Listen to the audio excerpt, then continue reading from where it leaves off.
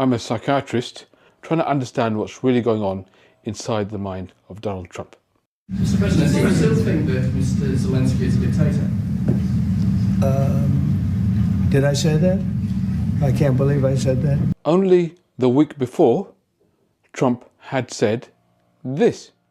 A dictator without elections. Zelensky better move fast or he's not going to have a country left. Got to move, got to move. All adults have a filter in our minds. Now, the part of the brain that's often responsible for this is the frontal lobes, the prefrontal cortex we call it, which is right at the front of the head here. It's the part of the brain that actually enables us to sort of filter and act maturely and consistently in the way we behave. Now, if we are to look for a deficit in Trump, it is that, because without this filter, without the functions of that prefrontal cortex, what ends up happening is that we become disinhibited. Instead of having the inhibition that people normally do, both in terms of how we speak and our thoughts and logic, but also in terms of our emotions and how we display them to others, without that filter, we behave very, very differently, and we behaved in a way that's known as sort of being disinhibited. We can be overly emotional as well.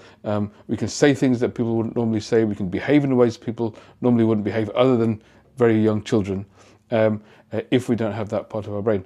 Now, we know this because something happened in the 1800s to a man called Phineas Gage. And it was an accident that led to a whole depth of understanding evolving around how this part of our brain, the prefrontal cortex, actually works. The equilibrium or balance, so to speak, between his intellectual faculties and animal propensities seems to have been destroyed. He is fitful, irreverent, indulging at times in the grossest profanity, which was not previously his custom, manifesting but little deference for his fellows, impatient of restraint or advice when it conflicts with his desires, at times perniciously obstinate, yet capricious and vacillating, devising many plans of future operations, which are no sooner arranged than they are abandoned, in turn for others appearing more feasible in that moment. A child in his intellectual capacity and manifestations.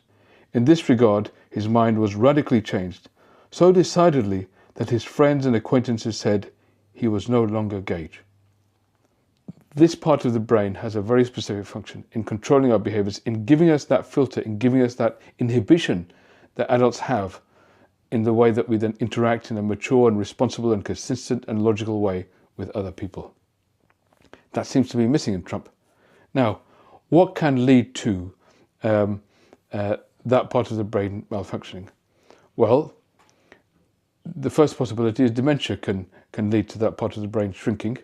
So that's one possibility. However, we know actually that this isn't new for Trump. He's been like this for years. It's not that his aging, now his aging might exacerbate it and might make it worse, but it's not caused by his aging, because he was like this a long time ago.